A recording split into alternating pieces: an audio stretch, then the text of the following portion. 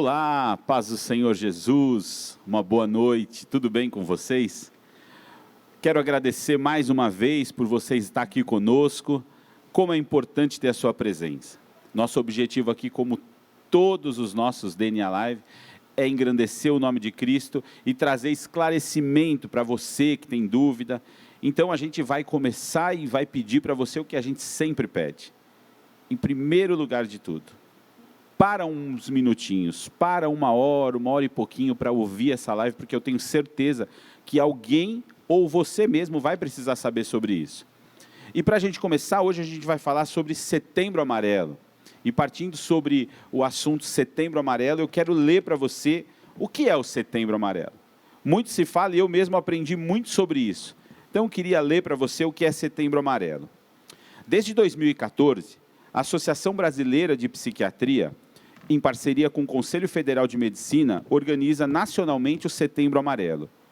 O dia 10 deste mês é oficialmente o Dia Mundial da Prevenção ao Suicídio, mas a campanha acontece durante todo o ano. Segundo a OMS, a cada 40 segundos, alguém comete suicídio no mundo, e no Brasil são registrados cerca de 12 mil suicídios todos os anos, e mais de 1 milhão no mundo.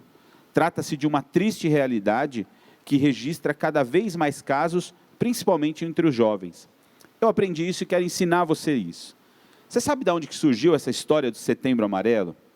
Em 1994, um jovem americano de apenas 17 anos, chamado Mike, tirou a própria vida em seu Mustang 1968. Ele pintou esse Mustang na cor amarela. E seus amigos e familiares distribuíram no funeral cartões com fitas amarelas, igual essa que a gente tem aqui, você vai ver, e com uma mensagem de apoio que para quem estivesse enfrentando o mesmo desespero de Mike. E essa mensagem se espalhou pelo mundo afora. Os pais de Mike iniciaram a campanha e o programa de prevenção do suicídio chamado Fita Amarela, ou Yellow Ribbon, em inglês. Em pouco tempo, os cartões se espalharam pelos Estados Unidos e começaram a surgir mais e mais cartões e pedidos de ajuda. Um professor de outro estado americano havia recebido um cartão de uma aluna pedindo ajuda.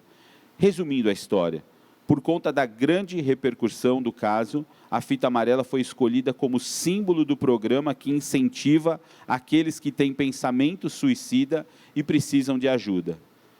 E uma frase que marcou essa campanha é: quem quer se matar não quer terminar com a vida, quer acabar com a dor. Foi um anônimo que disse isso. E esse vai ser o tema da nossa DNA Live de hoje. Nós vamos falar sobre suicídio, e eu quero pedir para você, mais do que assistir essa live, compartilha ela. Não é para a gente ficar com visualização, não. É para que as pessoas sejam alcançadas. E para a gente começar, antes de começar, eu quero apresentar os nossos convidados. E acho que o bispo é o único. Vamos começar pelo bispo, que ele está em primeiro lugar. Bispo Alex. Primeira vez que o senhor está conosco aqui, né, bispo? Primeira vez. Quero agradecer ao senhor, muito obrigado. O senhor, conta um pouquinho, o senhor vem lá de São José do... de São José do Rio Preto, venho com uma alegria muito grande e com uma responsabilidade também de falar de um assunto tão delicado como esse, né? O senhor pastoreia a igreja... Cabana Church. Cabana. Bispo, muito obrigado. Quantos quilômetros de lá aqui? Deu 400 aí. É uma bela caminhada, né? Do ladinho. Muito obrigado, fica à vontade. Muito obrigado mesmo. Pastor Rafa, eu não preciso nem apresentar, né, pastor? Eu já sou da casa, né? Glória a Deus, é um prazer enorme estar fazendo esse DNA Live aqui com vocês, de um assunto tão pertinente. Hoje eu sinto que nós vamos fazer uma prestação de serviço e o nosso coração aqui está queimando para que possamos entregar tudo o que o Espírito Santo tem ministrado ao nosso coração.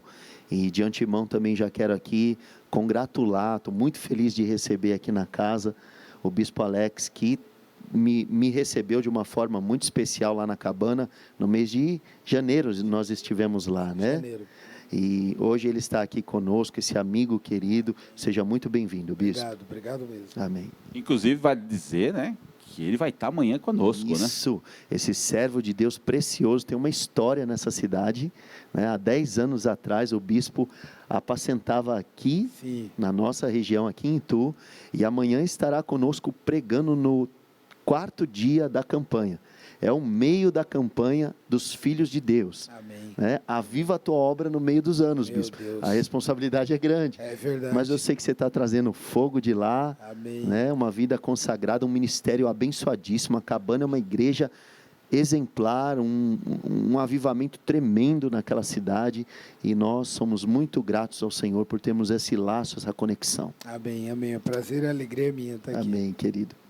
Bom, continuando, a nossa querida Helena. Helena, obrigado mais uma vez. Boa noite, paz do Senhor, e muito obrigado pelo querida. Vocês todos também são muito queridos.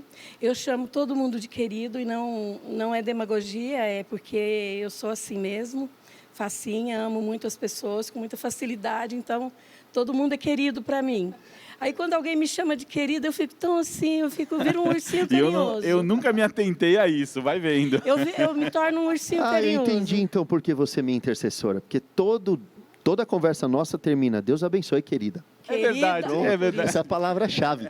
É a palavra-chave. Me chamou de querida, acabou. E eu já levanto de madrugada para orar. E aí já. Querida, querida, querida, querida, querida. É assim. Gente, esse assunto ele é um assunto muito especial, muito interessante, porém muito pouco falado, discutido, até mesmo nas igrejas, exatamente pela delicadeza da situação e do assunto, porque existe assim vários fatores que a maioria das pessoas, sendo ela cristã ou sendo de qualquer religião que for, evita-se, como se fosse algo assim, melhor deixar isso para lá. Só que nós não, nós estamos aqui para falar sobre esse assunto delicado. Queremos acrescentar na vida de cada um que puder estar com a gente, assistindo esta live agora ou depois. Por isso, se você tiver aí alguém para compartilhar, compartilha. Compartilha porque esse assunto vale a pena. É muito importante e de muito acréscimo nas vidas, nos lares. Nós não temos dimensão de onde é que o Senhor vai trabalhar através dessa live hoje. Amém. Amém? Amém. Obrigado, Helena. E por último, não menos importante, a nossa querida Vanessa, que é psicóloga há 16 anos, né?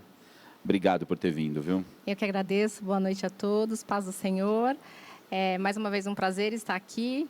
E eu me sinto honrada por poder falar de um assunto, compartilhar e dividir com os pastores um assunto que é um tabu social, que muitas pessoas, concordo com a Helena, têm receio de falar, mas nós estamos aqui para fazer esse encorajamento, porque eu acredito que existam pessoas que estão sofrendo, né, e não sabem o que fazer. Então, por favor, fica nessa live, compartilha. Se você tem alguém que está passando por alguma situação que vai ser citada aqui, ajude-nos a ajudar você.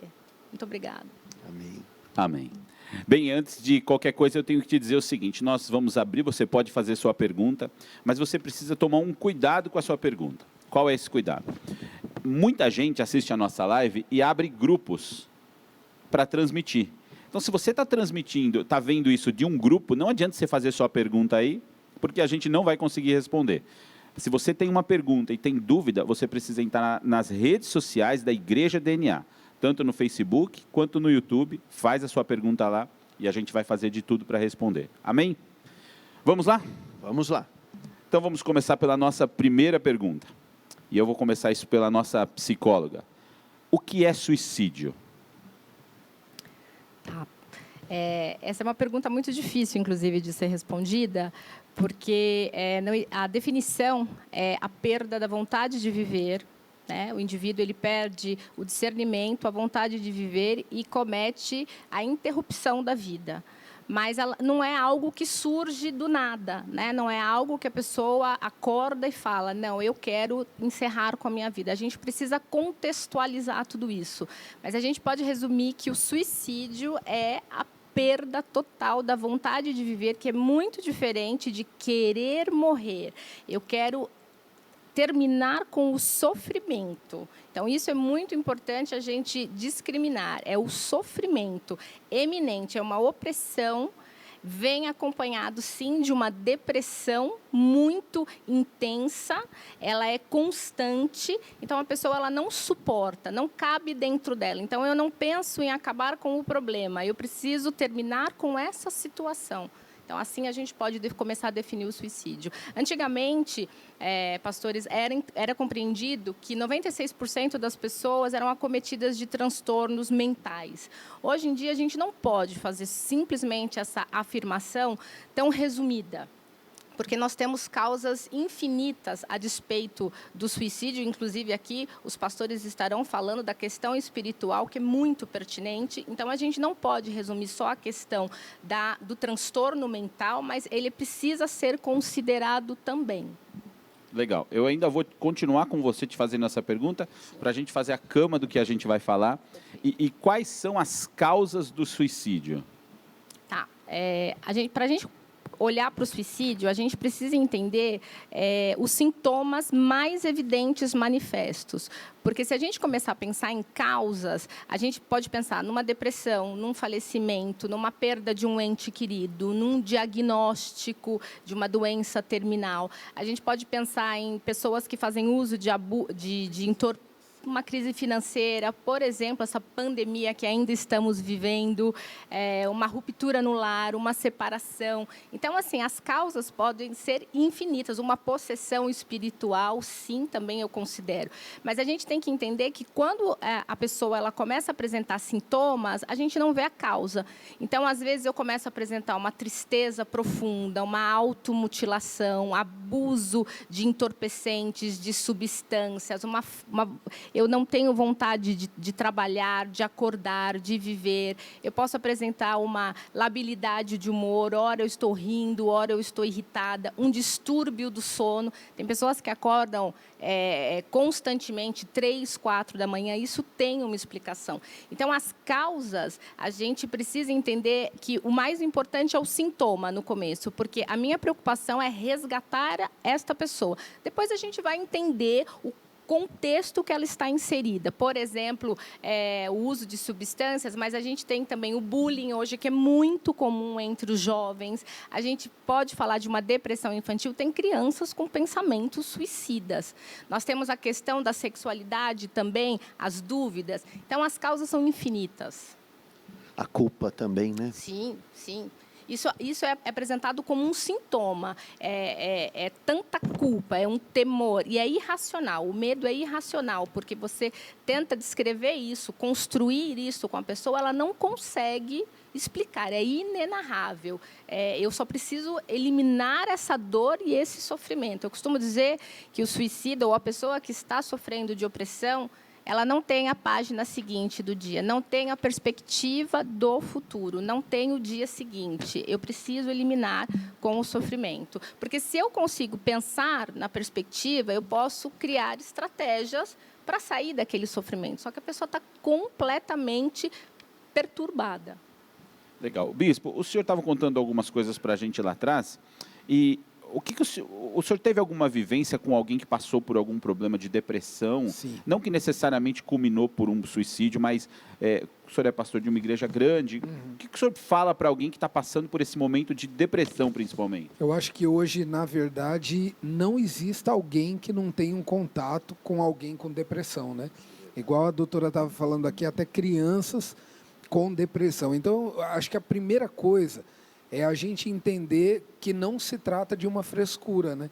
Quando ela estava colocando aqui as causas do suicídio, então é muito comum, e eu mesmo já falei isso muitas vezes, por exemplo, você vê alguém, você fala, poxa, mas você tem tudo, você tem casa, você tem trabalho, e parece que isso piora, né? Sim. A situação da pessoa, né? Ao invés de ajudar, você está empurrando ela para baixo. É um erro muito grande banalizar o sofrimento da pessoa, porque eu não posso julgar aquilo que eu não estou sentindo, por mais banal que possa imaginar. Então, de repente, mas você tem tudo, você tem um trabalho, marido, você tem um tem casamento, esposa, você tem aí. uma vida profissional e Tem financeira filhos estabelecida, lindos aí, mas só tá? aquela pessoa sabe o que ela está sentindo. Então, eu acho que o primeiro passo, por exemplo, a gente lida com muitas pessoas em depressão, né? Então, ou a depressão, ou algo que vem junto, aí também a própria síndrome do pânico. E de repente eu vi, por exemplo, dentro da minha casa, a minha esposa, uma mulher ungida de Deus, uma mulher que, se eu sou pastor hoje, ela é muito mais pastora do que eu, vamos dizer assim, e ela teve síndrome do pânico. Então, naquele momento em que você ou convive com alguém que dá vontade de você abrir a cabeça da pessoa e falar, não fique assim e tal, quando você vai lidando de perto com essa enfermidade, você vai vendo que não é uma frescura, que não é simples de passar por ela e que a gente está aqui hoje exatamente por causa disso, porque nós precisamos lutar e para que a gente tenha bom êxito, a gente precisa aprender a arma certa, né? Porque senão a gente também vai morrer na praia, como diz. Então, depressão é real, convivemos com ela e vamos tratar ela como uma coisa séria e verdadeira. Sabe que, se me permite, uma coisa interessante também. Nós não podemos banalizar quando a pessoa tem tudo na vida. Mas sabe o que é interessante? Ontem eu atendi uma pessoa, nós fomos fazer uma visita, e ele tem tudo e ele sabe que tem tudo. Né? Foi num dos que principais... é até um agravante, né? Ele sabe, não é que alguém disse para ele, você tem tudo, fica calmo. Na verdade, ele disse, eu tenho tudo e me vem um buraco dentro de mim, um vazio imenso, eu não sei por que isso está acontecendo comigo. Já faz mais de 8 anos que ele não usa drogas, né? E vive com a sua esposa, vive muito bem, mas ele não consegue entender. Ele não chamava lá. No caso dele em si, o Senhor nos deu graça de perceber, por algumas coisas, uns indícios minúsculos que ele soltava, que havia um problema, doutora, de paternidade. E quando eu disse isso para ele, eu falei assim, sabe o que eu sinto? Que você, meu irmão, eu chamei ele de irmão, embora a fé dele estava até aquele momento paralisada. Hoje eu tenho certeza que ele está conosco e amanhã já está inscrito para o culto. Mas ele disse que, de fato, ele tinha um rompimento com o seu pai lá atrás. E eu falei isso para ele. E isso dificulta, imagino, a pessoa até mesmo se relacionar com Deus, que seria uma válvula de escape para ele. Então, veja como que a somatização de um problema que vai se arrastando, e é um homem feito, 41 anos, com 3 filhos, uma esposa, uma vida social perfeita, uma vida maravilhosa, e não consegue entender por que daquele buraco que está dentro dele. Então, acredito que se houver alguém aqui nessas condições, aí nessa live, Deus tem muito a falar com você hoje, né? É verdade, e a gente tem que tomar um cuidado, e aí eu queria que o senhor continuasse essa linha de raciocínio, a gente tendencialmente espiritualiza muito a coisa. E às vezes até desmerece a depressão, o suicídio, porque não é bem isso, você não está orando, você não está... E não é isso, né, pastor? E o problema de espiritualizar muito a coisa, no afã de tentar encontrar um motivo, não encontrando esse motivo, ou não conseguindo fazer essa soma matemática, não tendo essa lógica, você vai se culpando, vai piorando, parece que vai cavando ainda mais esse poço. E aí vai gerando mais frustração, né? Afundando. Porque se a pessoa é uma serva de Deus e ela ouve, você não está orando, ou você, poxa, então além de eu estar sentindo tudo isso, eu ainda, como se a pessoa pensasse, então Deus não me ama, ou eu não estou conseguindo me conectar com Ele, né? Então, isso é uma coisa existe que... uma crítica, tipo... se você tem fé, você não pode ter depressão. Aí a pessoa já se acusa mais ainda, né? Que ela fala. É verdade. Eu faço menção aqui da pastora, também na minha esposa. Nós tivemos o processo de 3 abortos repetitivos. E nós em cima do púlpito, levando o evangelho, levando esperança, levando vida. Mas e o corpo, e a mente dela, né? Então é muito difícil você lidar com isso, ainda mais nesse ambiente espiritual em que a gente vive, porque de certa forma nós somos impulsionados a viver por performance, como se Deus precisasse sempre responder a todas as nossas aflições. E se os irmãos me permitirem aqui, eu gostaria de fazer uma leitura onde o apóstolo Paulo, ele vai falar em 2 Coríntios capítulo 1, no versículo número 8, que ele, Paulo, passou por isso. Ele disse, porque não queremos, irmãos, que ignoreis a natureza da tribulação que sobreveio sobre nós. Aqui ele está dando uma ênfase, mostrando que o que ele padeceu foi uma coisa exuberante, assim, sem precedentes. Porquanto foi acima das nossas forças, a ponto de desesperarmos da própria vida. Quer dizer que o próprio apóstolo Paulo chegou a um ponto de falar, para que viver? Olha que coisa, é muito forte isso. Elias também, né? Elias também se escondeu na caverna, Jonas também, Jonas, Moisés. Moisés também, Exatamente. risca o meu nome. A doutora tem ali para confirmar comigo que o que eu vou dizer é o seguinte, tem a questão química também, né? Que é uma baixa, a depressão, ela a palavra já diz, né? Depressão, ela abaixa alguma coisa no nosso cérebro, não é uma questão de falta de fé, de não confiar em Deus, de não ter Deus, né? Também tem a questão química do nosso organismo, da nossa cabeça. É importante ela falar isso, até para perguntar algo para a senhora, porque a gente tem um quadro onde a gente trata desse assunto de depressão. E aí, uma vez, a minha esposa ministrou o seguinte, ela falou, olha, você que está aí com sintoma de depressão, tal, e está se sentindo assim, assim, assado, vá no médico e faça um exame, porque isso pode ser falta de vitamina D. Porque, por exemplo, a falta de vitamina D traz para a pessoa o mesmo sintoma de uma pessoa com depressão. E depois, o que a gente recebeu de pessoas dizendo, olha, muito obrigado, tipo assim, estou tomando vitamina D e sou outra pessoa. Sabe que isso aconteceu comigo? Né? O pastor sabe que isso aconteceu comigo. Olha que loucura. Recentemente, eu falei, pastor, não sei o que eu faço. Ora por mim que eu estou em depressão. Não tenho energia física para nada. A minha fé continua a mesma, mas eu não tenho energia física. Não consigo. Eu levanto da cama, quero deitar no sofá. Levanto do sofá, quero deitar na cama. E aí, fui fazer uns exames e tudo, falta de vitamina D, vitamina B12. Olha, nem bem comecei a usar as vitaminas, já estou aqui alegre e saltitante. Precisa ser considerada a depressão fisiológica também, porque existe uma descompensação de serotonina, um dos hormônios, né, responsáveis. Então, por isso que muitas pessoas fazem, inclusive, a reposição. A título de curiosidade, no Hospital das Clínicas em São Paulo, tem um departamento na ala de psiquiatria, que é um tratamento chamado fotoluz-terapia, ou seja, expõe a pessoa a tomar 15 minutos de sol, aonde ela vai receber o mesmo componente da vitamina D. Esse é um tratamento colocado para pessoas que sofrem de depressão. Então, não é só essa depressão social, mas também tem a depressão fisiológica, a patologia mesmo. Doutora, deixa eu ler um WhatsApp que chegou para nós aqui, que tem uma relação com isso. Eu queria que a senhora respondesse para essa pessoa. Boa noite. Eu tenho uma irmã que sofre com depressão e vontade de morrer há mais de 20 anos. Era uma pessoa super ativa, trabalhava em outras cidades, era enfermeira, trabalhava em 2 ou 3 empregos. Começou a ficar abatida devido a tantos remédios, ficou impossibilitada de trabalhar.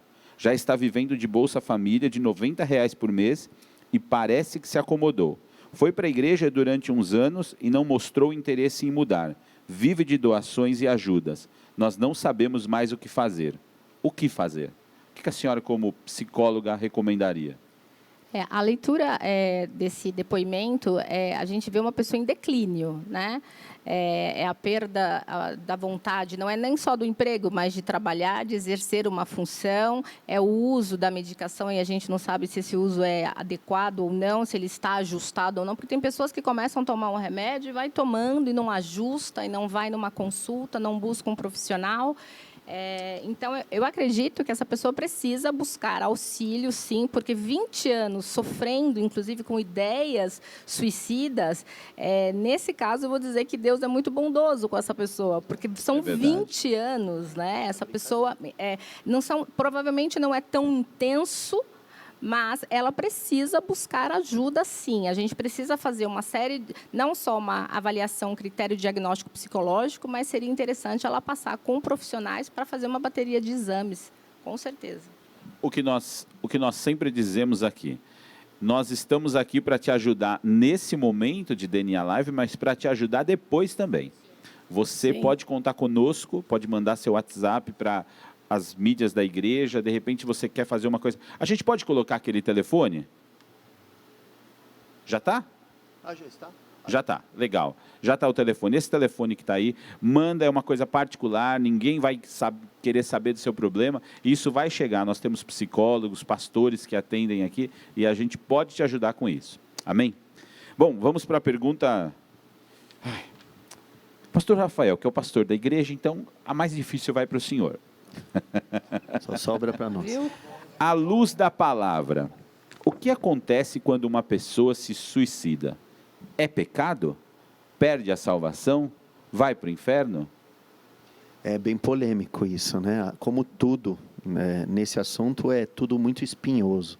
Qualquer palavra que nós dermos aqui pode repercutir para o bem e para o mal na vida de alguém. Mas é nossa tarefa como promotores da vida, proclamadores do Evangelho, né? O nosso Senhor, nosso Jesus, Ele se manifestou para desfazer obras malignas. Ele veio para nos dar vida e vida em abundância. Então eu teria aqui uma série de textos que podíamos recitar, como por exemplo, quando o carcereiro em Atos 16 quis cometer suicídio e Paulo e Silas gritaram, não faças tal, estamos todos aqui. Então, o que nós podemos dizer? Eu quero te desencorajar e dizer que atentar contra a tua própria vida seria o mesmo que cometer um atentado contra uma vida que não é sua, porque nós achamos que porque é nossa vida fazemos o que queremos dela, mas a sua vida você vive por concessão de Deus. Você está vivendo porque Deus te deu a vida. Então você não tem o direito de tirar a tua vida, assim como você não tem o poder de acrescentar um côvado. O que é acrescentar um côvado? É viver mais ou viver menos no curso da sua vida. Côvado é uma unidade de medida.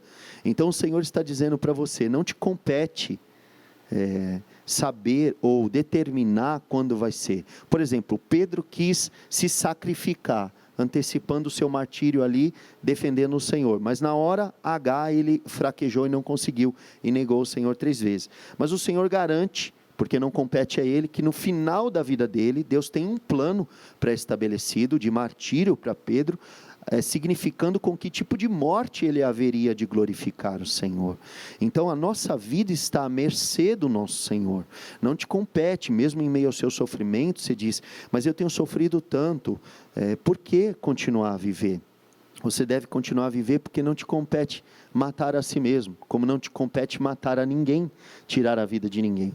E na etimologia da palavra suicidar-se, né, nós encontramos uma palavra grega que se solta de um pronome, de um sufixo, que quer dizer a si mesmo, é simplesmente a palavra matar.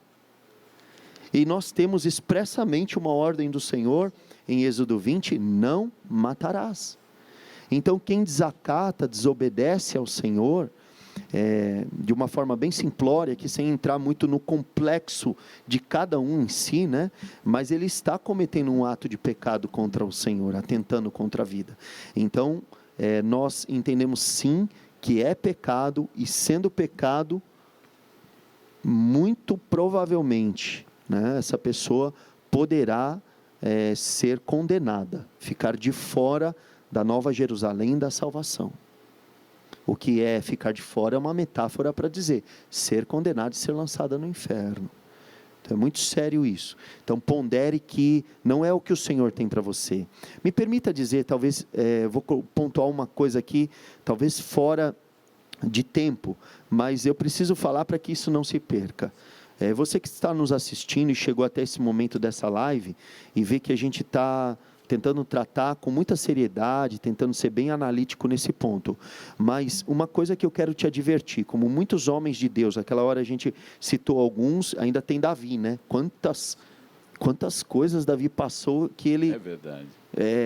Mas Davi fazia uso de um recurso, qual Jonas também fez, qual Elias fez, o próprio Paulo fez. Imagine Paulo, doutora Vanessa, que esteve preso nas catacumbas ali, nos calabouços de Roma, durante muito tempo, e que na sua última carta, por exemplo, escreve, todos me abandonaram, Himeneu, Fileto, Alexandre me causou muitos males. Ele está ressentido, ele está magoado, e ele vai terminar dizendo, combati o bom combate, acabei a carreira e guardei a fé. Então há um tom tétrico, há um tom de morte ali nas suas palavras. Ele sente que está para ser oferecido, ele mesmo diz isso, mas ele ora. O próprio Jesus, né? Se você for ver, quando ele vai e diz, Pai, tipo, eu não quero mais isso aqui. Na verdade, É como a doutora falou, ele está querendo eliminar um sofrimento Passa ali. de mim esse cálice. Eu não quero continuar, eu não quero. É como nesse contexto que a gente está falando, como se ele estivesse dizendo, eu não quero mais viver isso aqui, eu não quero mais viver desse jeito, acaba com esse sofrimento. Acaba Então, logo. É muito forte isso. É muito forte. Então nós queremos, assim, acho que de pronto, entregar para você uma receita. Se derrame na presença de Deus. Ore, clame, invoque o nome do Senhor. Todo aquele que invocar o nome do Senhor será salvo. Já vai aproveitando essa live para dilatar a sua capacidade de oração, de sinceridade com Deus em oração. Fale para Deus todo o seu sofrimento, deposite sobre Ele a sua ansiedade, a sua culpa, tudo que você fez, porque a culpa também leva a pessoa. Judas, por exemplo. Judas teve muitas oportunidades, né? Pelo caminho nós falávamos, Judas prefigura a personalidade perfeita de um suicida, mas com muitas oportunidades de mudar esse caminho. Sim. Em algum momento o Senhor disse, toma um bocado molhado, como quem diz, estou sendo mavioso, estou sendo afetuoso com você, Judas. Eu sei que seu coração, sei que seu coração está conturbado, estou te alertando, estou te advertindo. Aí ele chega para beijar Jesus como sinal. Jesus fala, amigo, a que vieste? A que vieste? Então Deus deu muitas oportunidades para Judas, né? Sim. Você ia falar alguma coisa? Não, que ele flertou, né, na verdade, com essa solicitação de interromper mesmo, né? Ele flertou com o suicídio, porque ele teve oportunidade, não foi aquilo que o pastor Anderson disse, não é um ato repentino, não. Você sabe que Judas me faz pensar que a escolha de oportunidades, a escolha de objetivos levaram ele lá. É um caminho, você vai construindo. Ele esse optou caminho. por vender, ele optou por ter fama, ele optou por ter dinheiro, ele optou por uma série de coisas que quando ele conquistou, e isso leva muitas pessoas para a depressão. Depois que você conquista, depois que ele pegou as moedas, viu que não era aquilo, né? viu que não era aquilo e falou, meu, e agora? O que eu fiz? É verdade, ele joga as moedas, né? No Ele sinédrio. joga, quer dizer, eu não sei se eu posso dizer isso, mas talvez o que era mais o fruto do que ele estava buscando, que era a grana, a hora que ele pegou na mão, ele jogou fora. Aquilo não servia para nada. Ele caiu em si. Então, eu penso que no suicídio tem muito isso. As suas escolhas, eu acredito que as escolhas podem te levar para uma depressão. Decide ficar preso dentro de um quarto, decide não falar com ninguém, não tem relação com pai, com mãe. Eu não estou dizendo. É óbvio que tem coisas que vêm naturalmente. Depende do grau que está também a situação. Agora, uma coisa que é certa é que é escolha, né? E Deus não interfere na nossa escolha. E depois a gente coloca tudo na conta de Deus ou na conta do diabo, mas muitas coisas somos nós mesmos. Verdade, não é uma verdade. questão de, por exemplo, foi o diabo que fez, que te convenceu a fazer, ou foi Deus que não teve misericórdia. Não, porque a minha filha mais nova passou por um período de depressão muito sério, muito mesmo, não podia conversar com ela, ela não queria ouvir falar, não queria nada, para levar ela no psicólogo. Quando eu levei a primeira vez, eu levei ela praticamente forçada, ela foi muito agressiva comigo, falou que psicólogo não podia ajudar ela em nada, o que psicólogo ia poder fazer por ela. Chegou na psicóloga, desafiou a psicóloga, falou para ela, estou aqui, e aí? E agora, o que você vai fazer? Sabe? Foi muito, muito difícil. Ela estava num grau muito acentuado de depressão. Olheira, os olhos dela, aquilo me matava. Eu não tinha paz, porque eu tinha muito medo pelo que ela pudesse fazer. Ela não queria ouvir a voz de ninguém, não queria ouvir barulho, queria ficar no quarto escuro, sabe? Helena, sabe o que você me faz lembrar nessa questão da sua filha?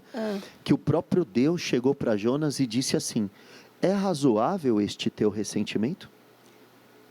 E ele diz, é razoável... Precisa tudo isso, Precisa, né? Tudo Precisa isso? tudo isso. E ele ainda diz assim, ver. é razoável até a morte.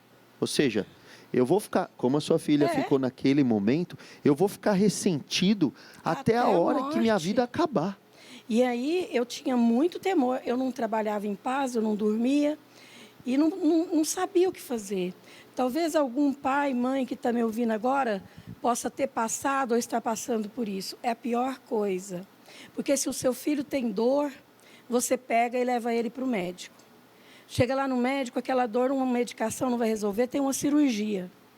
Mas a depressão, você não sabe o que fazer. É na alma, né? Você não sabe o que É o fazer. sequestro da alma. Olha que palavra. É o eu entendo a depressão como sequestro da alma e o pedido de resgate mais horrendo é o suicídio.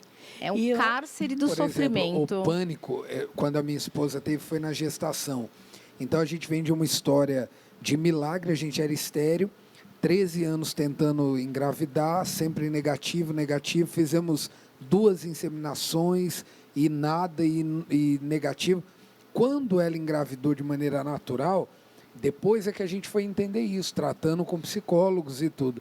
Quando ela engravidou de maneira natural, como aqueles 13 anos tinha sido muito severo, era o não, então ela não aceitava que ela estava grávida natural. Então, eu vou perder. É certeza que eu vou perder, é certeza que vai acontecer alguma coisa, não vai ser fácil assim. E aí é o que a senhora falou.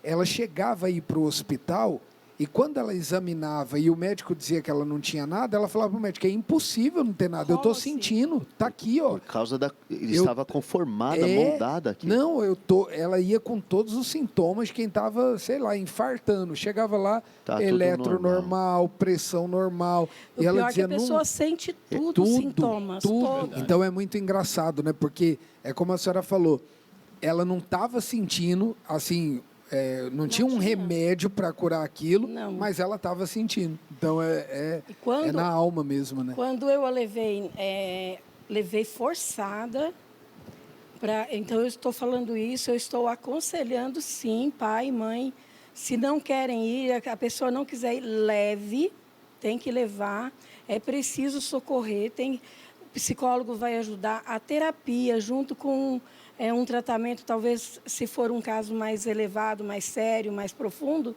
com o psiquiatra, os dois juntos vão ajudar, porque eles tiraram, Deus usou da vida de um psiquiatra, de uma psicóloga, para tirar minha filha desse fundo do poço, porque ela queria ficar só no escuro. Gente, minha filha estava azul de branca, ela é muito branquinha. Eu olho para a Laurinha, filha do pastor Rafael, eu lembro ela, sabe? Que eu chamo ela de meu pinguinho de leite, porque ela é muito branquinha. E ela estava até azul, não tomava mais sol, nada, só queria o escuro. E ela foi me desacatando, foi falando. E depois, é necessário que se junte também com uma ajuda espiritual. Por quê? Associar, né? Associar. Porque senão fica o vazio a medicina não trata. Esse vazio que o pastor falou, que a pessoa falou para ele é um vazio que somente o Senhor Jesus preenche. É verdade. E aí ela ficou com esse vazio e um amigo estava falando, a gente estava numa reunião de oração e forçadamente ela estava lá. Tudo forçado, gente. Força seu filho ir no médico, força seu filho ir no psicólogo, vai no psicólogo, senta na frente do psicólogo, não fala nada hoje, leva semana que vem de novo, até que um dia vai dar certo, porque foi assim e deu certo, com a minha filha deu certo. E aí a gente falou assim, vamos orar? Ela falou, eu posso ficar aqui? Como quem diz, assim, que ela não queria participar. Aí, esse amigo falou assim para ela, até um amigo que o Senhor já recolheu e eu creio que esse galardão dele é maravilhoso no céu. Porque ele falou assim para ela, por que você não quer vir? Te incomoda vir orar com a gente? Ela falou, não, só acho sem sentido. Ah, tá bom. Eu já acho sem sentido esse buraco que você tem dentro de você, esse vazio. Aquilo impactou. E ela foi orar com a gente, ele orou com ela. Ela chorou muito, mas ainda não foi aí que se converteu. Meses depois se converteu, hoje é batizada, é alegre, é feliz, Glória é curada. Amém. Eu queria, pastor, aproveitar que o bispo deu esse breve relato a respeito da pastora Geisa, sua esposa, dizer que a pastora Geisa tem um livro chamado O Riso de Geisa. Sim, sim. Acho que é importante, pertinente oferecer. É muito lindo porque esse livro narra na verdade, todo esse período de 13 anos, né, dessa espera. E foi um livro muito inspirado assim por Deus para mulheres e homens que não podem gerar, porque é uma luta, e a gente não veio aqui para falar de infertilidade, mas com certeza é uma causa de depressão também. Então, é uma luta tão como é que a gente pode dizer? Tão só da pessoa, porque não é um assunto que ela abre. Então, é um assunto que você cria uma barreira, você não fala sobre filhos, você não fala sobre sobre esse teu desejo, cria-se muito uma autodefesa de que, olha, eu estou bem assim, eu não quero, é opção. Então, esse livro fala desses estágios, né? E é muito lindo, a gente tem recebido testemunhos hoje, para a glória de Deus, assim, do Brasil inteiro. A gente nem imaginava que chegaria tão longe, e o riso de Geisa faz uma analogia ao riso de Sara, né? Sara riu quando ouviu que ficaria grávida, e tem gente que chama isso de incredulidade, né? Quando a gente soube que ela estava grávida, nós fizemos 5 exames de farmácia e 3 de sangue, não acreditava. Então, foi um pouquinho pior do que rir. Ele fez 1, 2, 3, o quinto não acreditava, 1 de sangue, 2 de sangue, 3 de sangue, e falava, não é possível, não é verdade. E a gente chorava e falava, Deus não brinca com a gente, Deus não brinca com a gente, não é possível, não é real. Então, são muitos os depoimentos, inclusive de pessoas que estão à beira de uma depressão por conta desse motivo, e fica a dica desse livro. Ô Bispo, e como é que faz para adquirir esse livro? Poxa, eu ia trazer, você acredita? Eu pensei em trazer, mas a gente tem, pela Saraiva, você encontra um livro que eu tenho também, no site da igreja, Cabana Church, no Instagram, Facebook, você pode solicitar e a gente manda para qualquer lugar. O site é cabanachurch.com.br e as redes sociais é Cabana Church. Cabana Church. Cabana Church no Instagram e no Facebook também. Legal. Eu quero aproveitar que o senhor está falando e fazer essa pergunta para o senhor. A gente já entendeu que o suicídio é pecado. Sim. E por ele ser pecado, e justamente para quem está dentro da igreja, quando está passando por isso, tem vergonha de dizer.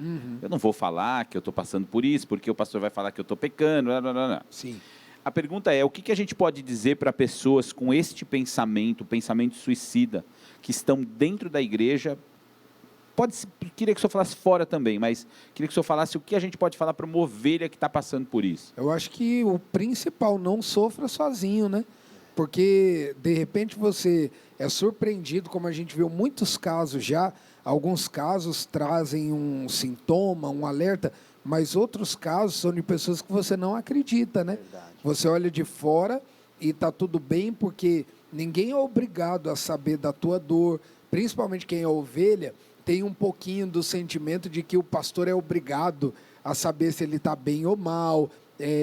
Como a irmã falou, levou a filha para o psicólogo, ela falou, então tá bom, vai, ajuda aí então, você não é psicóloga, você não é boa? E a pessoa acaba há uma ignorância, né? Eu mesmo sou um pouquinho ignorante, estou sendo curado, mas eu sou um pouquinho ignorante assim, de ir ao médico, por exemplo. Então, quando eu ia no médico, às vezes eu tinha vontade de falar assim, você não é o médico? Está perguntando o que eu tenho por quê? Fala aí, você não é o médico? Então me fala o que eu tenho. E isso é ridículo, né? Porque a primeira pergunta do médico para você é, vamos lá, boa tarde, boa noite, bom dia, o que você tem? O que você está sentindo? Então, não sofra sozinho. Chega, compartilha, fala. Estou com um pensamento suicida. Legal, acha um amigo que seja amigo de Deus, ou um pastor, ou um líder de discipulado, de célula, e conversa na boa. Fala, olha, tem gente que pesquisa na internet formas de suicídio. Muito. E ele fica dias e dias pesquisando, mas não é capaz de chegar para alguém. Não, será que E ele não aquilo tem vai uma crescendo, pessoa? né? Porque vai se alimentando daquilo. Pega nem que for um telefone, igual está aparecendo aí da igreja, ou dessas igrejas grandes que tem esses telefones de liga, fala, estou pensando em me matar, porque a tristeza, e muitas pessoas dizem isso, é o seguinte, que quando a pessoa chega num nível, tenho coragem, não tenho, mas se ela põe a corda, o diabo puxa, né?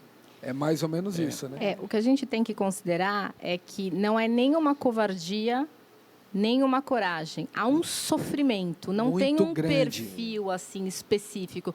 Nós falamos aqui de pessoas com condições muito favoráveis e que sofrem de depressão e que têm pensamentos suicidas. A gente precisa considerar também essas pessoas que vivem à margem da sociedade, que não têm nada, ou que têm condições de saneamento precárias, ou pessoas que vivem em comunidades. Você imagina morar no meio, sei lá, de duas facções que ficam ali culminando o crime, a violência. Uma pessoa dessa pode desenvolver, inclusive, uma tendência suicida ou uma depressão pela situação social que ela Pessoas vive. nos presídios, né, Sim. doutora? Que estão privadas ali da liberdade. Nessa pandemia, a preocupação hoje maior dentro do Conselho da Psicologia e da Psiquiatria são com esses médicos que estão fazendo à frente de forma brilhante, atendendo a população, seja aqui ou no mundo inteiro. Quantos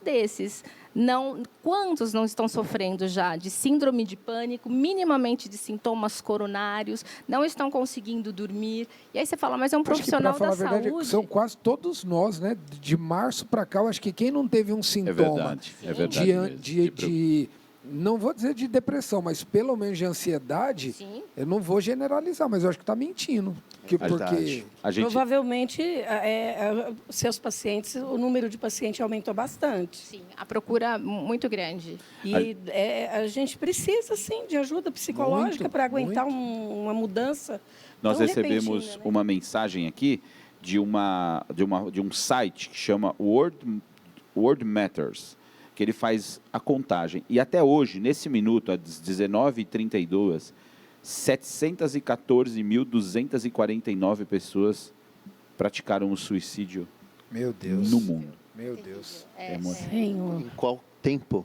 No mundo. De hoje, o ano todo. De Hoje. janeiro até hoje, Quase 1 milhão de quase 1 pessoas. milhão, 780. Você já imaginou se a mídia pegasse esse assunto com a força que ela pegou o Covid, o corona? Que coisa Então, linda que ia né? ser, Verdade, né? É verdade. Só que coisa linda que ia Se ser. abrisse espaço e pra orientasse tratar. para cada pessoa que está passando por esses pensamentos que tem jeito. Agora, que eu tem queria como fazer uma melhorar. pergunta. Pode fazer pergunta para o senhor também ou não? Pode, se eu não Você é souber, só a o gente mediador. responde. Não, Que pode você fala perguntar. de uma maneira tão forte Incisiva. e tal, incisiva. E para a psicóloga, por exemplo, eu tenho uma história, na minha vida real, isso aconteceu comigo. Eu era criança, aquela coisa de criança, 9, 10 anos, e uma surra que meu pai me deu, eu comecei a gritar em casa, chorar. Acho que toda criança já falou isso, que ia sair de casa e tal. E naquele dia, eles estavam perto de sair para ir no mercado, e eu tinha uma irmã mais velha só, não tinha mais nova ainda. E eu comecei a chorar, e eu falei assim para minha mãe, porque o meu pai tinha me batido, eu falei, eu vou me matar. E aí aconteceu o seguinte, eu morava num sobrado, e ela falou assim, você vai se matar? Ela me levou para o quarto, lá em cima, eu tinha 9 anos para 10. E não faça isso com o teu filho, eu jamais faria com o meu, mas eu estou dizendo assim. Ela me levou lá no meu quarto, levou uma caixa de remédio, levou uma jarra de água, e falou assim, eu vou no mercado. Se quando eu voltar você não tivesse matado, eu vou dar uma surra em você que você nunca mais vai esquecer na tua vida, para você nunca mais falar uma besteira dessa. Isso é real. E aí eu assustei, eu falei, é claro que minha mãe não vai sair. Claro que ela está blefando. E eu ouvi o barulho do portão, e dali a pouco eu ouvi o barulho do portão fechando, e ela foi para o mercado, e eu não preciso contar o resultado, porque eu estou aqui, né? Ou Deus ressuscitou, ou não, não se ressuscitou. Eu tive mais medo da surra dela. E ela chegou em casa e realmente ela cumpriu a palavra e ela falou, nunca mais. E a gente não era crente. Ela falou, você cometeu um pecado, nunca mais fale uma coisa dessa, tal, tal, tal. O que eu quero perguntar? É claro, meu Deus, eu tenho Mãe um filho raiz hoje. essa, Essa é né? mãe raiz. E aí você Não é falou mãe Nutella, tudo. não. bruta. A Essa é gente bruta. vive a geração Nutella. Por exemplo, bullying. Eu não conhecia essa palavra. E se eu conhecesse essa palavra, eu seria o rei do bullying, porque eu fui bullyingado de todo jeito que você imaginar, com complexo. Até hoje eu sofro com complexo de inferioridade, com autoestima. Então vai começar essa live. Para mim é um desafio estar aqui, eu morrendo de vergonha de estar perto de vocês. Eu sofro com isso até hoje, porque tudo que é apelido, tudo que é... Mas a gente passava. Esses dias a É gente por isso que atendeu... esse bispo é lindo. Não, ele, não é Ele é verdade? sincero. Aí, esses dias a gente atendeu uma mulher na igreja E a mulher falou assim para a pastora, falou, não, porque eu quero pedir oração, porque eu não sei se eu venho mais nessa igreja. Aí a pastora, olha, aconteceu alguma coisa, você nos perdoa. Porque já chega na escola o bullying, a humilhação que a minha filha passa, e aqui na igreja também, antes da pandemia, né, quando estava tendo cabaninha, porque chamaram minha filha de gorda. Aí a Geisa falou, olha, a senhora me perdoe, eu vou falar com os tios, vamos orar. A senhora chama a sua filha para a gente orar. Quando ela chamou a filha dela, Então, quer dizer, eu não estou aqui, pelo amor de Deus, falando contra quem é gordo, quem é magro, quem é alto, igual o senhor usa óculos, se foi de criança, deve ter sido chamado de 4 olhos e tal. Você concorda, e se eu tiver errado, a senhora pode me corrigir, que nós também estamos preparando uma geração muito fraca, que se você é chamado, né? se você é chamado de gordo, eu te troco de escola. Você é chamado de gordo porque você é gordo e tá tudo certo, e você brinca, e era, sei lá, baleia. Então, tá muito chato hoje em dia também. E isso, a psicóloga já está me olhando querendo me matar, assim, né? Tipo, ó, não fale essas palavras. É claro, eu tenho essa consciência, mas eu acho que se chamarem meu filho de qualquer coisa na escola, eu não vou trocar ele de escola. Eu não sei na prática, mas eu quero que ele aprenda a ser chamado dessas coisas também. Bispo, eu vou falar o que eu penso a respeito disso. Eu acho que a gente vive um tempo em que lacrar em redes sociais, lacrar na igreja, lacrar para o pastor, lacrar para o professor, é coisa que é fácil, é bom isso. Isso virou moda.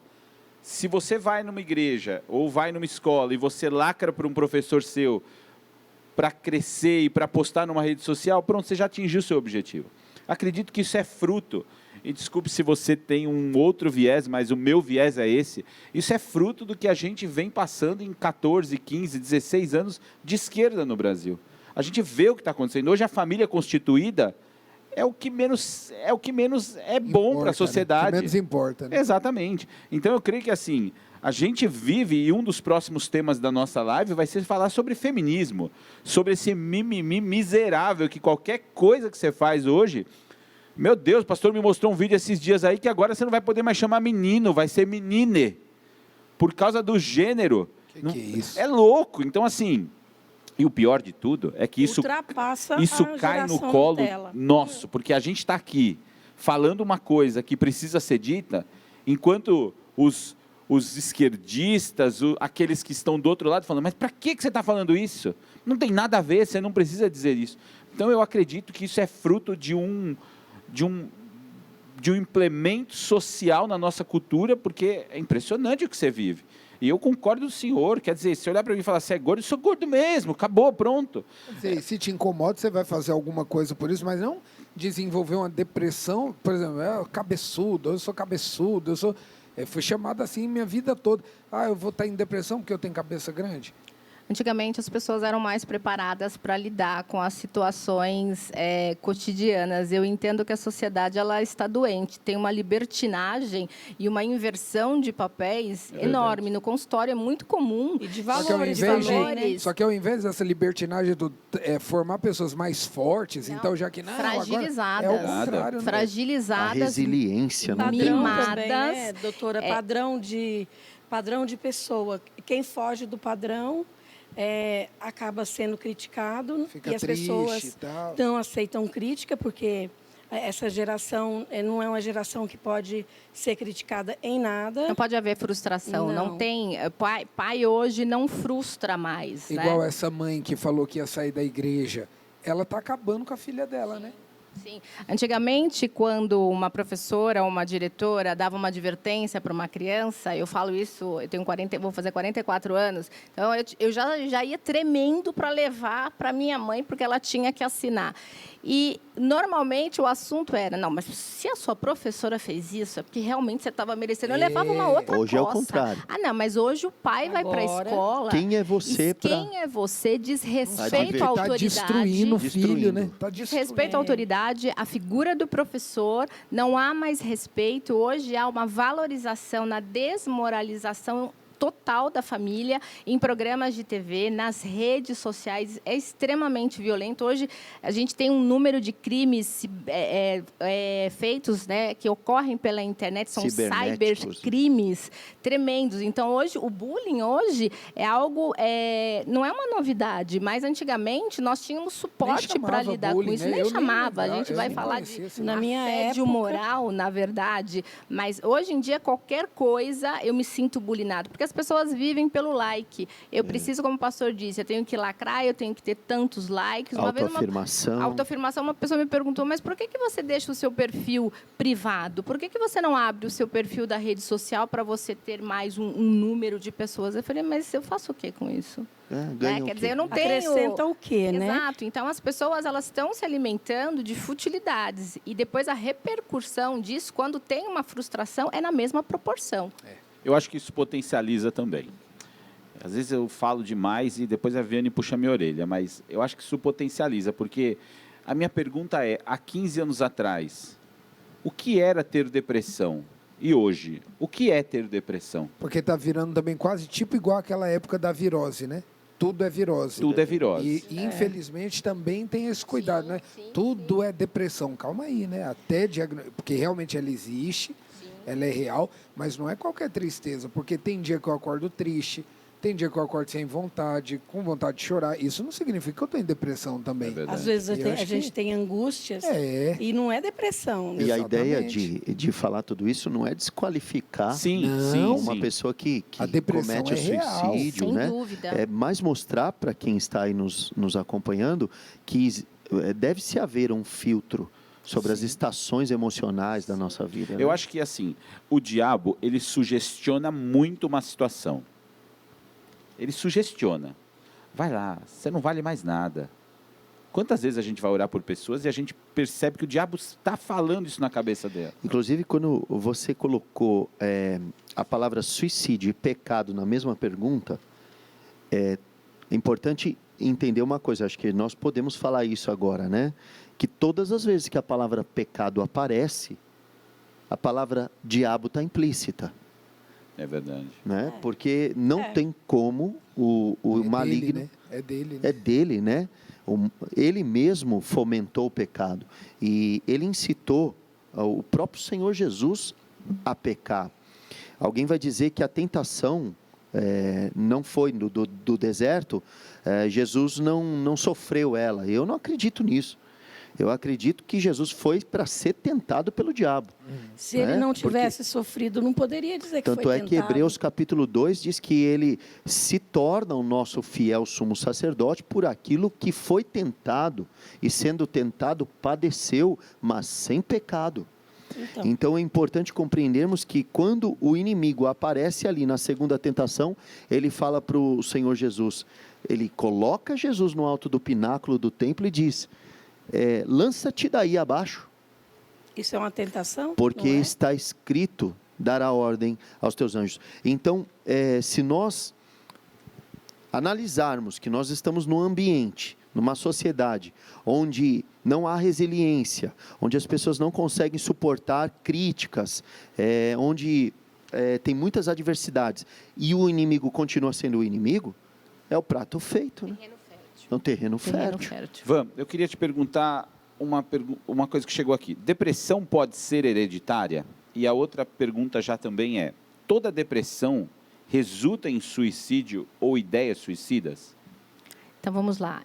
A respeito da hereditariedade, nós podemos considerar, sim, que existe um fator, porque a gente tem que acompanhar a história genética dessa pessoa. Então, de repente, alguém que nasce... né, que tem já por parte de pai, de mãe, questões bioquímicas, disfunções, ela pode nascer, sim, com essa tendência. Em relação a se todo o componente depressivo pode gerar suicídio, isso não é verdade. A gente tem que entender que a pessoa acometida da depressão não necessariamente vai cometer o suicídio, mas ela pode ter ruminações. Então, são pensamentos negativos acerca de si mesmo. Isto não significa tentar contra a própria vida, mas totalmente coerente e correto dizer que alguém que está vivendo esta situação, ou seja, o que praticou ou que pensa em praticar suicídio, tem como base uma depressão. Legal. Pastor, o diabo tem poder para persuadir uma pessoa a cometer suicídio? É o que nós falávamos há pouco, né? A presença do maligno, na verdade, o anseio do maligno, até uma interpretação daquele texto em que a serpente ela vai rastejar, né? E vai comer o pó da terra, e o homem é feito do pó. Então, eu acredito que esses indícios teológicos aí, eles mostram para a gente que o inimigo é um comedor de carne humana. Ele é um triturador de carne. Então, o anseio dele é te levar à destruição. Ele veio para roubar, matar e destruir. Nós não podemos perder de vista isso. E eu acredito que ele tem, a gente não pode menosprezar o poder dele, Exato. né? Porque até estava lendo lá em Apocalipse, Deus é todo poderoso.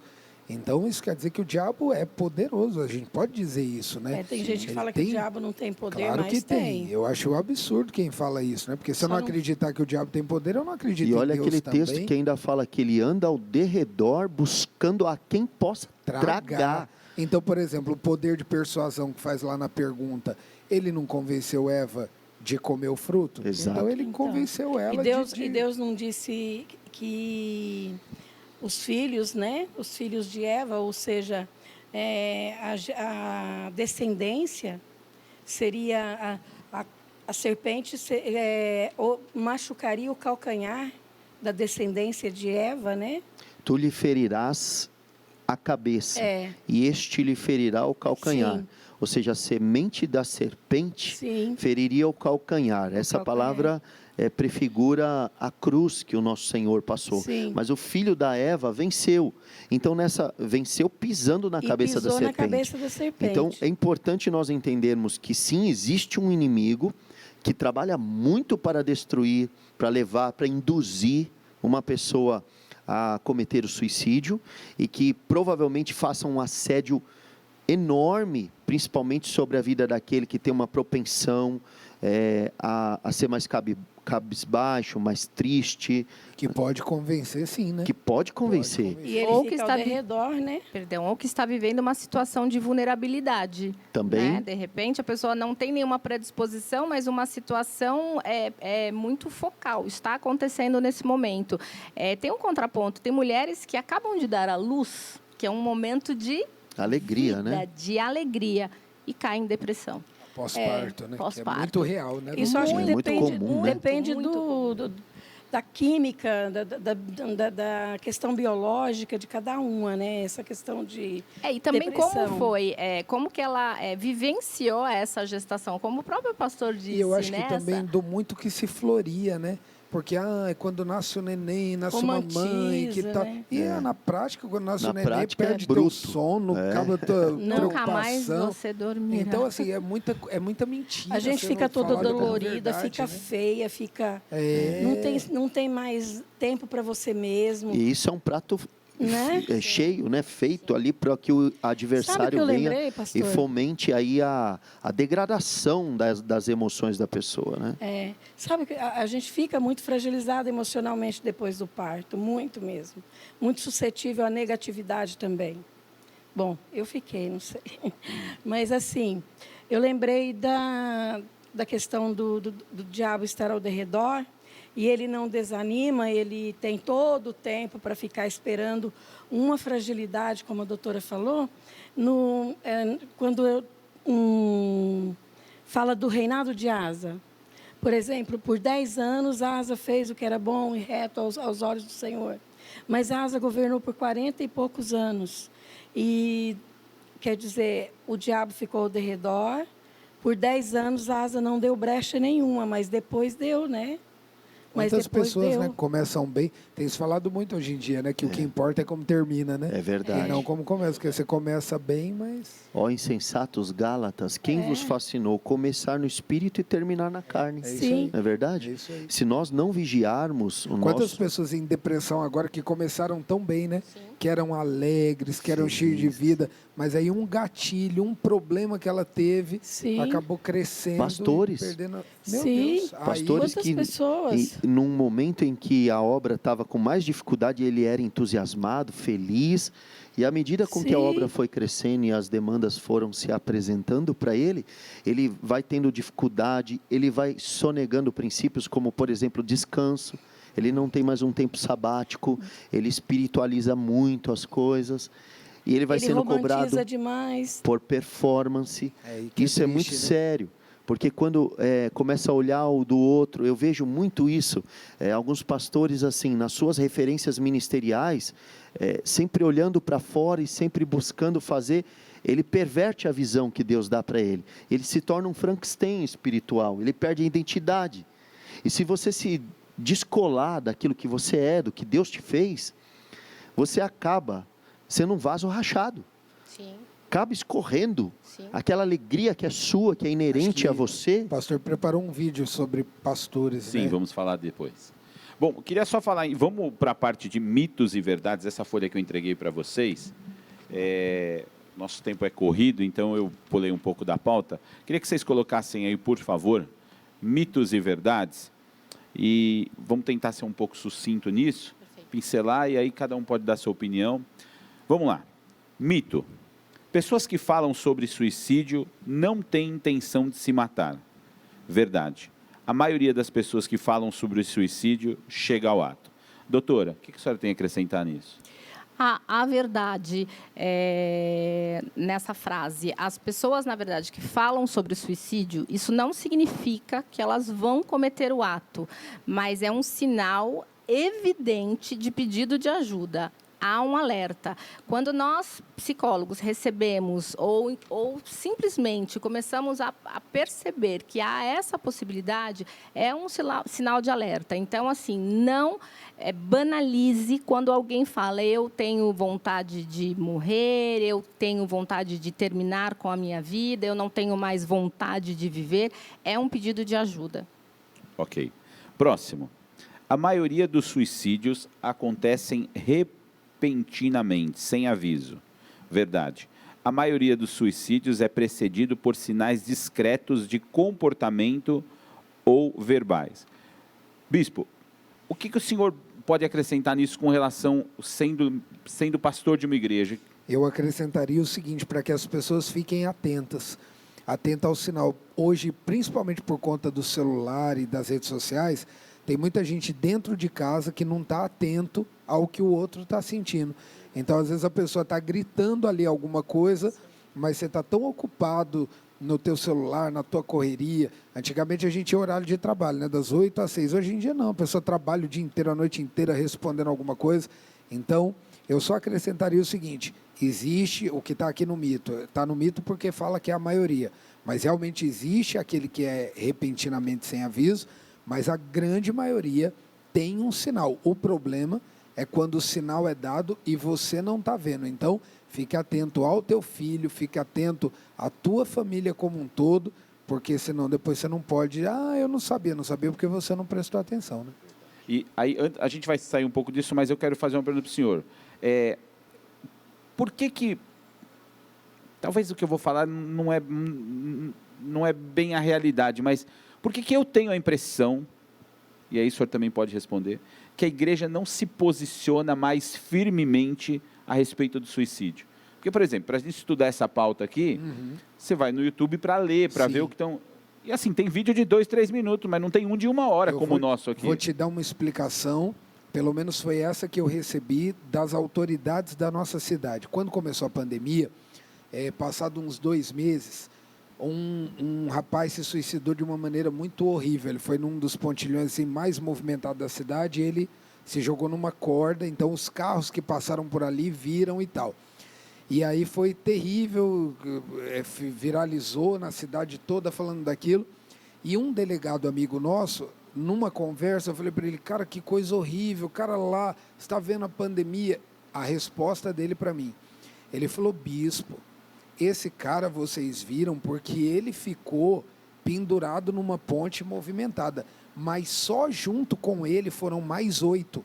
Nós temos ordens expressas de não deixar publicar, de não deixar publicar no Diário da Região, de não noticiar, porque a explicação que ele me deu foi a seguinte: quanto mais se fala desse assunto, mais ele pode ter força para crescer. Por exemplo, se a pessoa fica sabendo naquele dia na cidade que 8 fizeram, 9, né? Ele mais 8, que 9 fizeram aquilo, é como se isso fosse para ela um combustível de encorajamento. Opa, tem 9 que fizeram, então eu também. Então é um assunto que se abafa mais. Então, como igreja, por exemplo, pregamos a verdade da vida.